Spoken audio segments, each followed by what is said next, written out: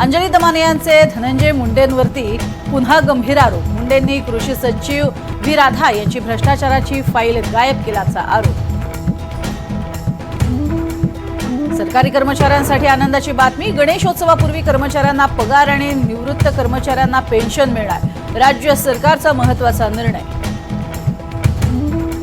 गणेशोत्सवानिमित्त कोकणात जाणाऱ्यांना टोल माफी। 23 ऑगस्ट ते 8 सप्टेंबर दरम्यान टोल माफीचा उपमुख्यमंत्री एकनाथ शिंदे यांचा निर्णय। राज्यातील नोकरदार महिलांच्या मुलांसाठी पाळणा योजना। पहिल्या टप्प्यात 345 केंद्र सुरू होणार। नोकरदार मातांच्या मुलांच्या संगोपनाची जबाबदारी शासन उचलणार। कोल्हापुरात सकल मराठा समाजाची बैठक। मागण्यांसाठी 27 ऑगस्ट रोजी मुंबई चलोचा नारा। आंदोलनासंदर्भात आज नियोजन बैठक। जळगावात शरद पवार गटाच्या बैठकीत आदिवासी सेल जिल्हाध्यक्षपदाच्या नियुक्तीवरून गोंधळ। नाराजीमुळे बैठकीत गोंधळ।